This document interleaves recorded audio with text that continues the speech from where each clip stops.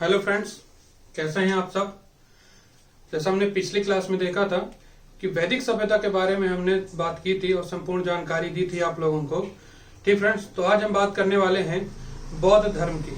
ठीक फ्रेंड्स, तो आज हम बौद्ध धर्म के बारे में डिस्कशन करेंगे। तो ये देखते हैं कि बौद्ध धर्म हमारा, ये जो हमारा बौद्ध धर्म है, ये 6वीं शताब्दी के आसपास, 6वीं शताब्दी के आसपास इसका उत्थान या उदय हुआ। ठीक फ्रेंड्स, तो हम ये उत्थान या उदय से पहले ये जान लेते हैं कि ऐसी कौन कौन सी घटनाएं हुई जिसके कारण नए धर्मों की उत्पत्ति हुई। तो फ्रेंड्स, जैसा हम देखे था कि पिछली क्लास में कि ऋग्वैदिक काल में, ठीक, ऋग्वैदिक काल में जो धर्म था वो किस तरह था। जो हमारा ऋग्वैदिक काल में धर्म था वो सादा और प्राकृतिक स्वरूप था उसका। ठीक, और वही धर्म जब उत्तर वैदिक काल में आया तो वो कैसा हो गया, कर्मकांड और आडंबर विहीन हो गया।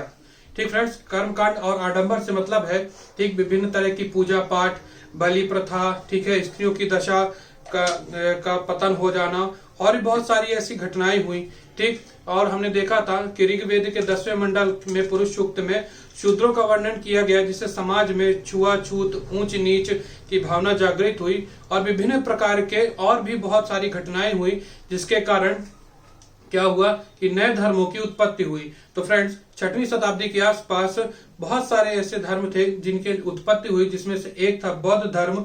ठीक फ्रेंड्स, तो इसी के में 6वीं शताब्दी के ही काल को इसीलिए बौद्धिक काल, ठीक फ्रेंड्स, बौद्धिक काल या बौद्धिक या धार्मिक हलचल का काल भी कहा जाता है।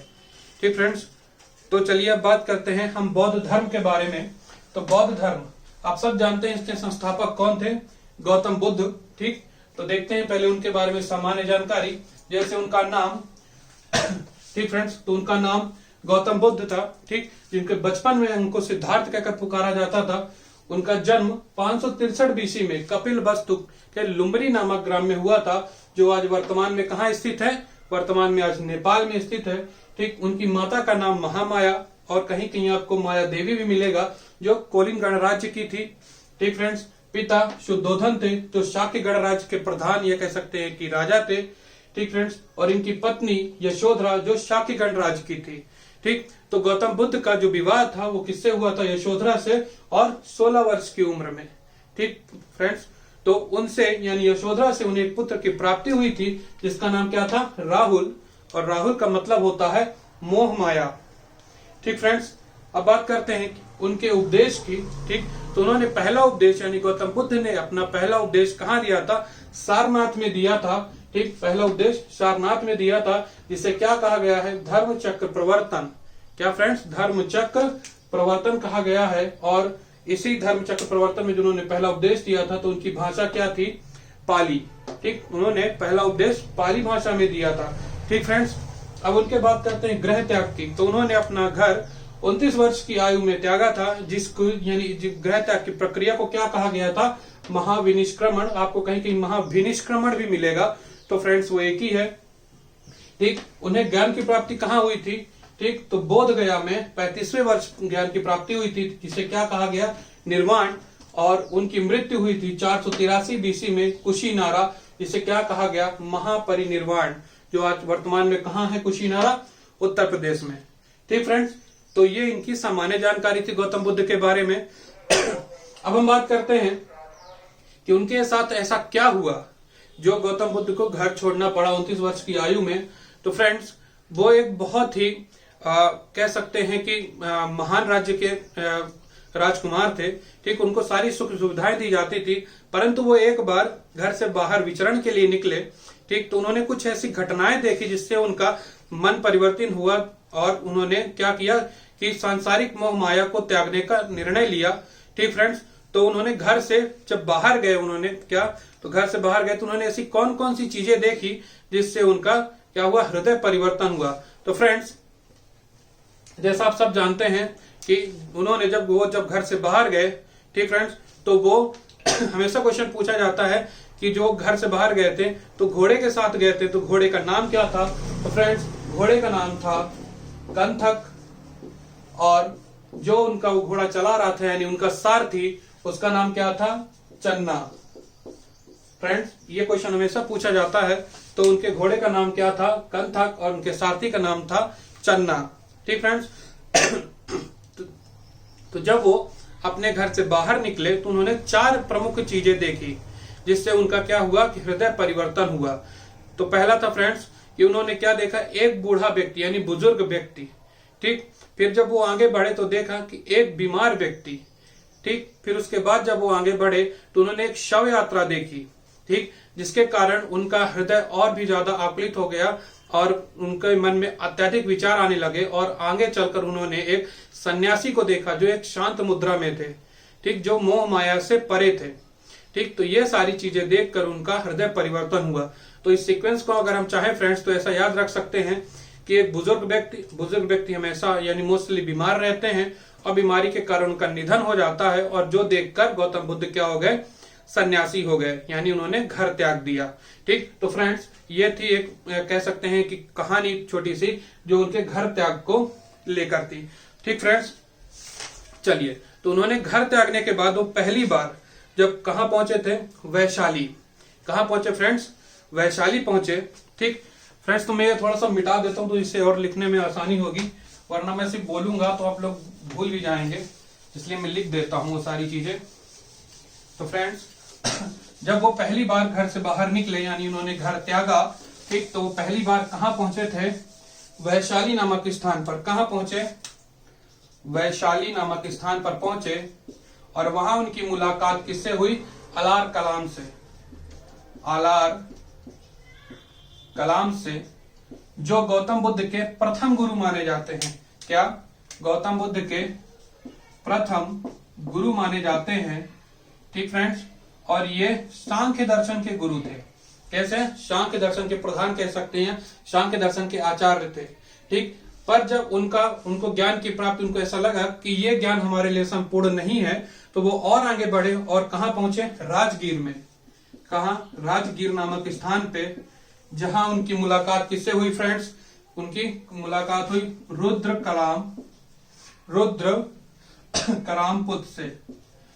कराम पुत्र से। ठीक।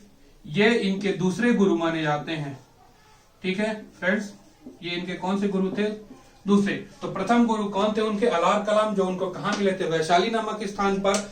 और दूसरे गुरु उनके कौन थे? रुद्र कराम पुत्र, जो उनको कहां मिले थे? राजगीर में। ठीक फ्रेंड्स। उसके बाद भी इनको संपूर्ण ज्ञान की प्राप्ति नहीं हुई, उनको ऐसा लगा, तो वो और आगे बढ़े और कहां गए? उरुवेला। कहां? उरुवेला नामक स्थान पर, जहां उनकी मुलाकात 5 साधकों से हुई। कहां हुई? इनसे 5 साधकों से हुई, और वहां पर भी उन्होंने तपस्या की और उनको ज्ञान की प्राप्ति नहीं हुई। अंतिम में वो बोध गया नामक स्थान पर गए। कहां फ्रेंड्स? बोध गया नामक स्थान पर गए, और बोध गया नामक स्थान पर गए, और 35 वर्ष की उम्र में, 35 वर्ष की उम्र मतलब 29, 6, 35 यानी 6 वर्ष की कठिन तपस्या के बाद उनको ज्ञान की प्राप्ति यानी निर्वाण की प्राप्ति हुई। और जो किसके नीचे हुई? जो हमेशा पूछे जाते हैं प्रतीक के रूप में, तो पीपल वृक्ष के नीचे, पीपल वृक्ष के नीचे निरंजना नदी के तट पर, निरंजना नदी के तट पर, और कह सकते हैं कि बुद्ध पूर्णिमा की रात में, बुद्ध पूर्णिमा की रात में। ठीक फ्रेंड्स।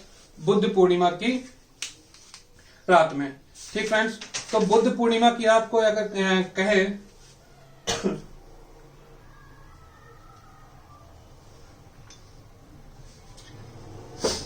ठीक फ्रेंड्स। तो गौतम बुद्ध का जन्म भी बुद्ध पूर्णिमा की रात में हुआ।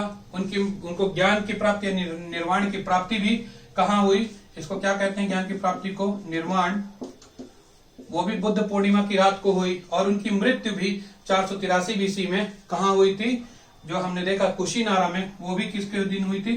रात में, बुद्ध पूर्णिमा की रात में हुई। ठीक। और इसीलिए इनको क्या कहा गया? बुद्ध। क्या कहा गया? बुद्ध। और उस रात्रि को हम बुद्ध पूर्णिमा के रूप में जानते हैं। ठीक फ्रेंड्स। चलिए इतना सब हमने देख लिया। ठीक, अब उनकी मृत्यु के बाद उन्होंने बहुत सारे उपदेश दिए, ठीक है, और बहुत सारे शिष्य बनाए। तो ठीक, तो उनके परम शिष्यों के रूप में कुछ शिष्यों 5 प्रिय शिष्य थे जिनका हम आपको नाम बताएंगे। तो उनकी हम बात करते हैं। पहले 2 शिष्य जो उपाली और आनंद थे, उपाली और आनंद थे, ठीक है। इन्हीं के कहने पर इन्होंने जो मठ स्थापित किया था, किसने? गौतम बुद्ध ने, ठीक है, बौद्ध मठ। उसमें महिलाओं का प्रवेश, महिलाओं का, किसका? महिलाओं के प्रवेश की अनुमति दी थी, ठीक है, महिलाओं के प्रवेश की अनुमति दी थी। और उनकी पहली महिला शिष्य कौन थी? जो उन्हीं की मौसी थी, जो उनकी माता की मृत्यु के बाद जिन्होंने उनका लालन पालन किया था। इनको क्या कहते हैं? प्रजापति गौतमी। क्या फ्रेंड्स? प्रजापति गौतमी, जो गौतम बुद्ध की मौसी थी, जो उनकी माता के निधन के बाद उन्होंने उनका लालन पालन किया था। पालन पोषण किसने किया था? प्रजापति गौतमी ने। और वही उनकी पहली महिला शिष्य भी हुई। ठीक फ्रेंड्स, चलिए इतनी सारी चीजें हमने देख ली। अब हम बात करते हैं कि उनकी मृत्यु के बाद जो उनके उपदेश थे उनको लेकर कुछ सभाएं की गई। ठीक फ्रेंड्स, तो इनको क्या कहते हैं? बौद्ध संगति। ठीक फ्रेंड्स, तो ये बौद्ध संगति 4 थी। 483 बीसी में, 383 बीसी में, 251, कहीं कहीं आपको 250 बीसी भी मिलेगा, और पहली शताब्दी में। ठीक फ्रेंड्स, तो हम देखते हैं कि उनकी बौद्ध संगति जो गौतम बुद्ध के उपदेशों को लेकर हुई, उनके आचार विचारों को लेकर हुई, वो कौन से स्थान और उस समय उनके उस राज्य के शासक कौन थे, और उस संगति यानी उस कह सकते हैं कि बैठक का अध्यक्ष कौन था। तो फ्रेंड्स, 483 बीसी में कौन से स्थान पे हुई? राजगृह नामक स्थान पर। और उस समय वहां का शासक अजात शत्रु था। कौन? अजात शत्रु। और वहां के अध्यक्ष कौन थे? महाकश्यप। ठीक फ्रेंड्स, अगर आप लोगों को बोर्ड में नहीं दिख रहा होगा तो जो मैं बोल रहा हूं आप उससे सुनकर आप नोट्स जरूर बना सकते हैं। ठीक, और उनकी दूसरी संगति हुई 383 बीसी में वैशाली नामक स्थान पर। और उस समय शासक थे कालाशोक और अध्यक्ष थे शर्वकामनी। ठीक फ्रेंड्स, तीसरी बौद्ध संगति 251 बीसी में हुई। ठीक, कहां? पाटलिपुत्र नामक स्थान पर। और उस समय राजा कौन थे यानी शासक कौन था? अशोक। और अध्यक्ष थे मोगलीपुत्र कृष्ण। ठीक फ्रेंड्स, और चौथी बौद्ध संगति यानी पहली शताब्दी के आसपास, तो उस समय कौन से स्थान पे? कुंडल वन में। और राजा कौन था? शासक कनिष्क। और को अध्यक्ष कौन थे? वासुमित्र। ठीक फ्रेंड्स, तो ये था एक सीक्वेंस और राजा और स्थान। ठीक फ्रेंड्स, तो इनको आप याद करने का तरीका भी सबका अलग अलग होता है। तो मैं आपको अपना तरीका बता देता हूं, शायद आपको काम आए। कि राजा की एक शत्रु थी। ठीक, क्या? राजा की एक शत्रु थी जो कहां रहती थी? वैशाली में। ठीक, राजा की एक शत्रु थी जो कहां रहती थी? वैशाली में। और उसका वर्ण कैसा था? श्याम वर्ण, यानी वह काली थी। ठीक, तो राजा के आगमन की जब खबर सुनी तो वो कहां पहुंच गई? पाटलिपुत्र। और उसे पाटलिपुत्र में कौन मिला? अशोक, जिसने उसे भेंट के रूप में कुंडल वन यानी कुंडल दिए, जो किसके थे? सोने के। तो फ्रेंड्स, कनिष्क मतलब सोना ही होता है। क्या? सोना यानी गोल्ड। ठीक, तो इस तरह से आप याद कर सकते हैं। ठीक फ्रेंड्स, तो अब हम बात करते हैं कि जब तक गौतम बुद्ध थे यानी गौतम बुद्ध जिंदा थे तो उन्होंने एक मठ की स्थापना की थी जिसे बौद्ध मठ कहते हैं। ठीक, तो उनकी मृत्यु के बाद और चौथी संगति में तो वही चीज यानी उनके अनुयायी जो थे यानी शिष्य थे वो 2 भागों में विभक्त हो गए। कौन से फ्रेंड्स? 2 भागों में विभक्त हो गए, जिसे एक हीनयान और दूसरा महायान शाखा कहा गया। ठीक फ्रेंड्स, हीनयान शाखा मतलब जो भारत के बाहर रहकर उनके बौद्ध धर्म का प्रचार प्रसार किया, उन्हें क्या कहा गया? हीनयान शाखा। और जो भारत में ही रहे उन्हें क्या कहा गया? महायान शाखा। ठीक, इन्हें 2 और नामों से जानते हैं। जैसे हीनयान शाखा को क्या स्थाविर के नाम से जानते हैं और महायान को महासंघिक के नाम से जाना जाता है। ठीक, और जो हीनयान शाखा के यानी हीनयान शाखा के उनके अनुयायी थे वो गौतम बुद्ध को एक महान पुरुष के रूप में मानते थे। ठीक, कि गौतम बुद्ध क्या है? महान है और उनके उपदेशों का अनुसरण करते थे। और जो महायान शाखा के थे वो उनको देवता यानी उनकी संज्ञा किससे करते थे? भगवान से उनकी संज्ञा करते थे। ठीक, और इसी तरह कहे तो हीनयान शाखा में प्रतीक पूजा यानी प्रतीक पूजा मतलब स्तूप। ठीक, स्तूप की पूजा करते थे। और जबकि महायान शाखा वाले मूर्ति पूजा यानी महायान शाखा वाले गौतम बुद्ध की क्या मूर्ति बनाकर उसकी पूजा किया करते थे। ठीक फ्रेंड्स,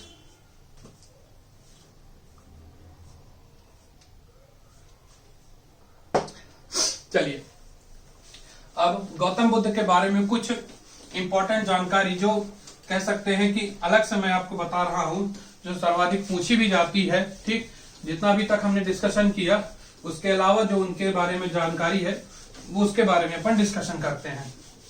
ठीक फ्रेंड्स, चलिए जैसा हमने सबने देखा कि जो उन्होंने उपदेश दिए थे, क्या दिए थे, उपदेश दिए थे। ठीक, तो पहला उपदेश कहाँ दिया था, सारनाथ में। ठीक, जो कौन सी भाषा में था, पाली भाषा में थे।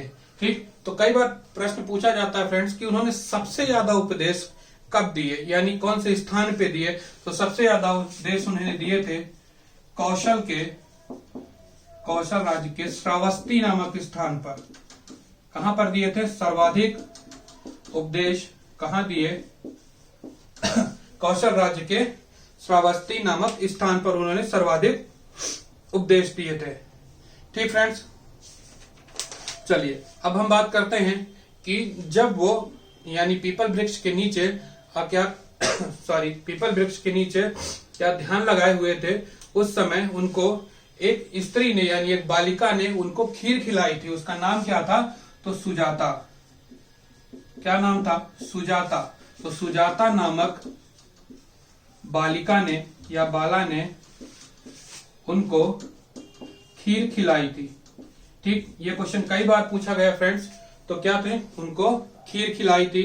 ठीक, अब हम बात करें कि उन्होंने बुद्ध ने यानी गौतम बुद्ध ने अपना अंतिम उपदेश किसको दिया था। ठीक, तो गौतम बुद्ध ने अपना अंतिम उपदेश शुभक्ष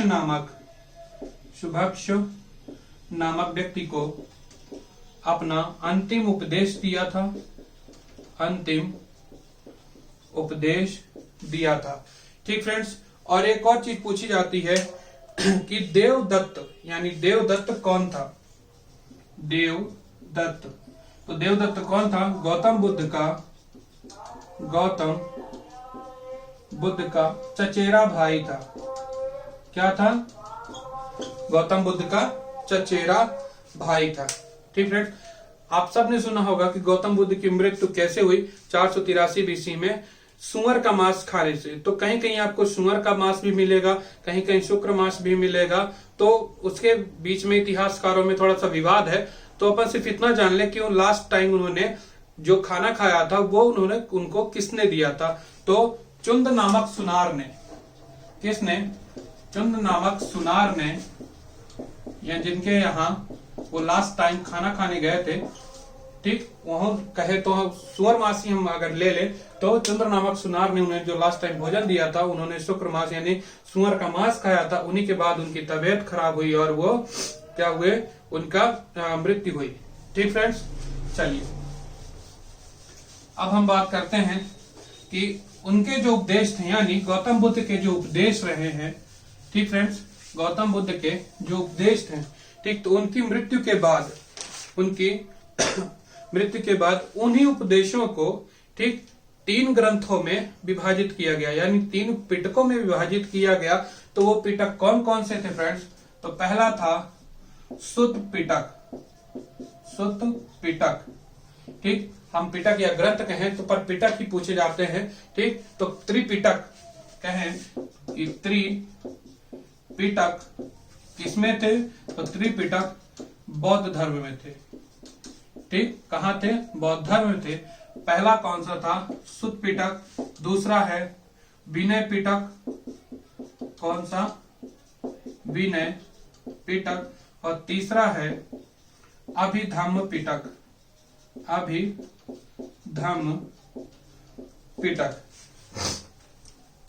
ठीक फ्रेंड्स, तो ये 3 पिटक थे। ठीक, चलिए अब हम बात करते हैं कि इन पिटकों में क्या क्या था और इनकी रचना किसने की थी। तो फ्रेंड्स, सुत्त पिटक की रचना इनके शिष्य आनंद ने, और विनय पिटक की रचना इनके शिष्य उपाली ने, और अपना जो लास्ट वाला है अभिधम्म पिटक, इसकी रचना इनके कह सकते हैं कि इसके बाद इनका जो संकलन किया था वो वासुमित्र ने किया था।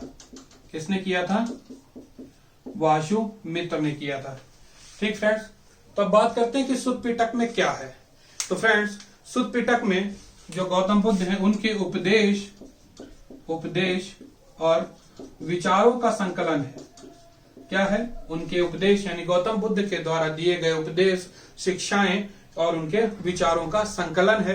ठीक, इसी तरह विनय पिटक की बात करें तो विनय पिटक में जो उन्होंने मठ बनाया था, ठीक है, या संघ बनाया था, उसमें आचार विचार यानी संघ के आचार विचार या नियम यानी संघ में रहने के नियम, संघ में अनुमति यानी संघ में प्रवेश लेने के नियम, ठीक, में संघ में रहकर उनके दिनचर्या और उनके जो क्रियाकलाप है उनको करने के नियम और आचार विचार या रूल रेगुलेशंस बताए गए हैं। किसमें? ठीक है फ्रेंड्स, विनय पिटक में। अब बात करते हैं अभिधम पिटक की। ठीक, तो अभिधम पिटक में आध्यात्मिक बातें लिखी गई हैं। क्या? आध्यात्मिक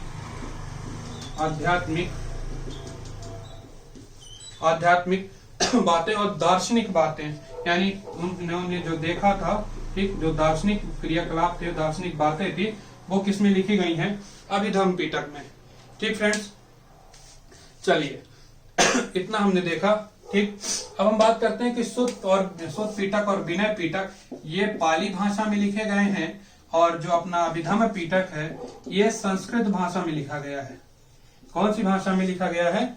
ये संस्कृत भाषा में लिखा गया है।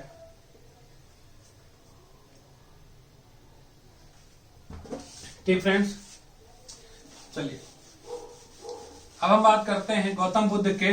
वैसे तो बहुत सारे शिष्य और बहुत सारे अनुयायी थे, पर उनके जो 5 परम कह सकते हैं परम प्रिय शिष्य थे, उनके नाम हम लिख लेते हैं और जानकारी लेते हैं, क्योंकि पूछे जाते हैं कि इनमें से कौन सा गौतम बुद्ध का शिष्य था या नहीं था। ठीक फ्रेंड्स, तो हम बात करते हैं उनके 5 प्रिय शिष्यों के बारे में। ठीक, तो उनके 5 प्रिय शिष्य थे अनिरुद्ध। कौन से? अनिरुद्ध, आनंद,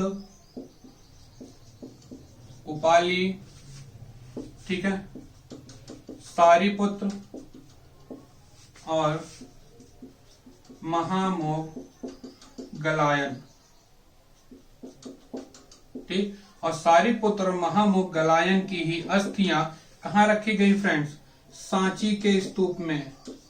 कहाँ?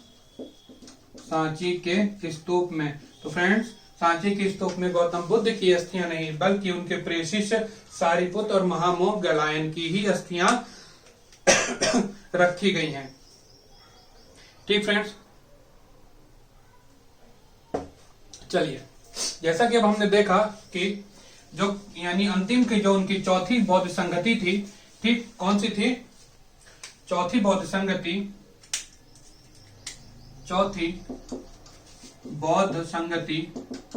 जो कहाँ हुई थी फ्रेंड्स? कुंडल वन में।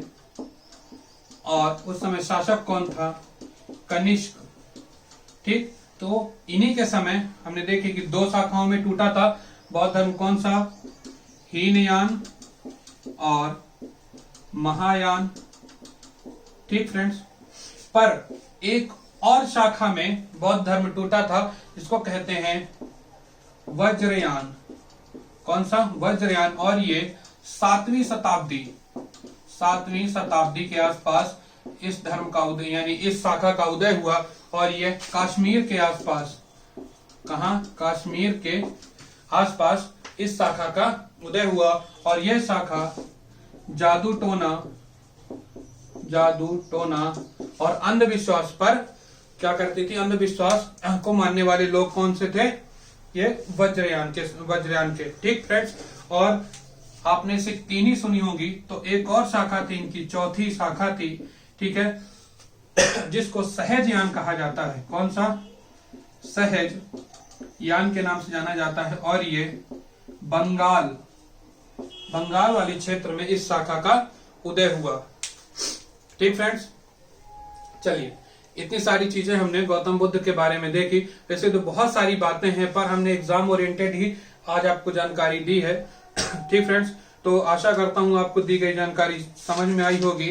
ठीक है, अब इनकी एक चीज और है जो मैं बता देता हूँ, त्रिरत्न। ठीक है, किसकी फ्रेंड्स? त्रिरत्न की बात करें, हमने त्रिपिटक की तो बात की थी, और त्रिरत्न, आप सोच रहे होंगे कि त्रिरत्न तो किसमें है? जैन धर्म में है, पर इसमें भी त्रिरत्न की बात की गई है। किसकी? त्रिरत्न की बात की गई है। और वो त्रिरत्न कौन से थे फ्रेंड्स? बुद्ध, धर्म और संघ। कौन से?